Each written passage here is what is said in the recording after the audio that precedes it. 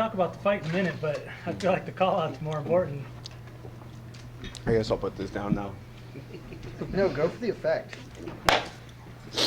Yeah, you know, I just beat the number 5 guy ranked guy in the world, and you know, I always say the most important time to ask for a fight is after you win. You got to capitalize, and you know, I'm not out to engage in some verbal pissing match with the guy. I respect his skills. He's super tough. I'm just trying to get to a world title, and I think that's the fight that makes most sense when you look at the top 5. You know, I said before the fight, you know, I beat Rafael dos Anjos. I'm not fighting anybody that's ranked less than 5. I'm taking his spot and just looking at the landscape of the division. That's the fight that makes sense. I want to be tested. I want to fight the best. So Colby it is. So many guys won't do that. Won't do those big call-outs like that. They'll just, you know, whoever the UFC gives me, that kind of thing. How far before this fight did you know that was the name that you'd wind up saying if you won? I mean, not until like a few weeks ago. You know, I kind of waited to see until how 245 ended. You know what I mean? And just kind of wanted to see what happened with like Tyron and Leon and everybody. But I think it's a fight that makes sense. You know what I mean? And I wouldn't go ask for some outlandish matchup.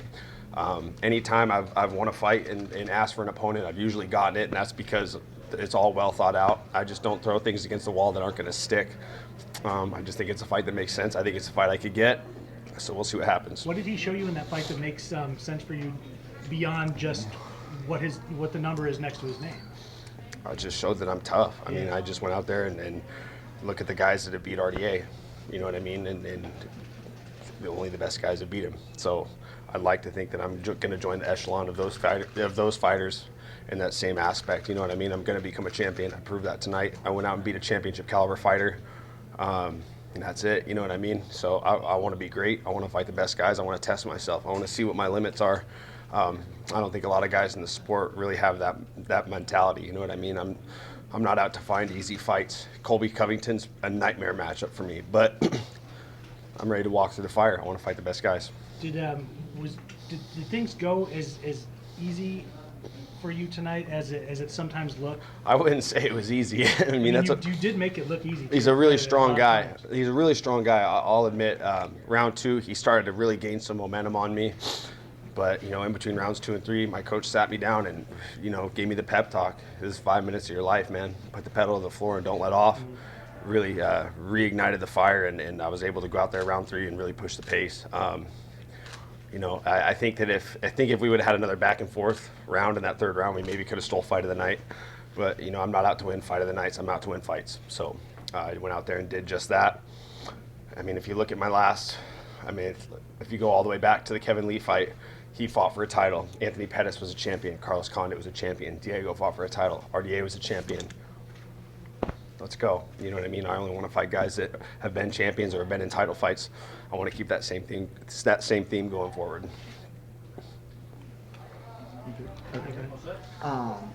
Third fight now at welterweight. How are we feeling? You look sensational, so are you feeling as good as you looked? Dude, I feel amazing. The crazy thing is, this was the first time I've ever had to cut less than 10 pounds for a weight cut in my entire career. Even the Diego fight and the Condit fight, I had to cut like 12, 13 pounds. So I only had to cut 8 pounds to make weight, and I actually weighed in tonight bigger than I ever have for any of my 3 welterweight fights. I weighed in at 188 pounds. So it just feels good, man. My body's responding well.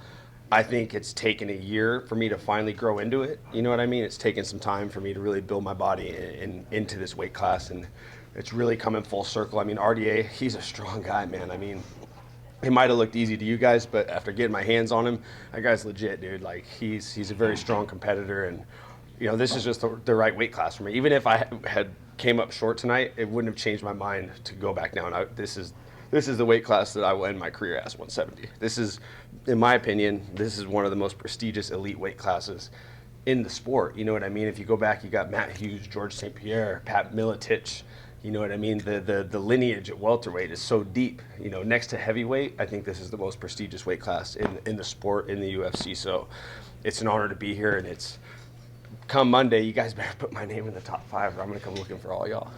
So I have to ask now, Yeah. because you said this is the weight class for you. What if a 165 opened up? You said you only had to cut 8. You think that might be more your speed? I'll go 175 before I go 165. I like feeling good. You know what I mean? It's with that weight cut really messes with, at least for me, it's really messes with my confidence. You know what I mean? Before, when I was at lightweight, if I wasn't in camp, the belief was there, like, I'm going to be a world champion. I believe in my skills. I believe in myself. And I get into these camps, I get into these tough weight cuts, and all of a sudden my confidence starts getting sapped, and I start doubting myself. So it's not just about how I feel, it's about how I think. So if 165 comes around, that means 175 is coming around, and I'm going north. I'm not going south. I'm going 175. So speaking of how you're feeling in that fight, this was obviously only 3 rounds. Really, arguably, could have been the main event of this event and been a 5-round fight. Do you feel? I mean, you finished strong. You still looked good, but do you think another 2 rounds you would have been the same? Oh yeah, like I said, I felt tired after round 2, but my coach gave me the pep talk, and I was able to turn it back on and catch second wind. I definitely could have kept the fight going. I mean, I'd have to go back and watch, but my corner said it looked like he was pretty fatigued as well. And I'm a dog, man. It's just because I get tired doesn't mean I'm gonna lay off the gas. You know what I mean? So. But with that being said, if it was a 5-round fight, we would have trained for a 5-round fight. So, it's kind of a different scenario. But, 5-round main event comes around, I'll be ready. Absolutely. You're wrestling with Sharp tonight. I saw coming into this fight, at the very least, you were training with former NCAA champion Mike Machiavello. Sorry if I'm mispronouncing that. How long have you been working with him, and did that was that for this fight specifically? Did that affect this fight? Do you think it was good for you? That was just this fight week, honestly. Was it? Yeah, we got out here Sunday. I got out here early. I got a hold of Nick Gwizdowski, and he kind of introduced us to the guys at NC State, and Mike kind of, tagged along with us. Awesome guy. I actually gave him some gloves and some gear to kind of like, hey, man, come to the dark side. Come to the dark side when you get done with your international wrestling career. Come do MMA. But he's an awesome guy, man, and it was cool that, my last hard workout before I started the weight cut, we actually got to roll around, and he showed me some techniques, and he was just super cool, man. I mean, if you ever see the guy, he's a freaking gorilla, and I watched him at one of his wrestling practices, and I watched him going live, picking up heavyweights above his head, and so I'm like getting ready to roll with him, and I'm like, all right, man, be easy on me. I didn't even make it to state in high school, so don't hurt me, you know what I mean? But he was an awesome guy, dude, super cool to roll with, and I can see myself doing that more in the future. If this Colby fight happens, I know you said it's not necessarily anything personal against him. It's more about where he is in the rankings. He has a way of dragging people sort of into that pre-fight trash talk fray. And I mean, how would you sort of avoid that, and where would you fit into that equation with him? I would just ignore it. I mean, honestly, I was telling Karen Bryant this before the fight, like 2 weeks ago. I'm 0-2 in fights that I've tried to get into the trash talk stuff. You know what I mean? And that just because I'm not going to engage in it, that doesn't mean he's not going to. I know he'd be chirping and barking at me, and that's fine. I'm just not going to engage in it. I'm not going to buy into it. I'm just here to win fights. I'm not going to go against my personality. I'm not going to go against who I am. You know what I mean? I tried that. I tried to get into the trash talking. I even tried changing my style to turn into some striker, and I went out and got beat by Anthony Pettis and looked like a fool trash talking through that whole process. So it's like, I'd rather just let it be, man. I'd rather just be myself, and if he wants to do his thing, that's great. But I mean, you're not going to be able to drag me into that.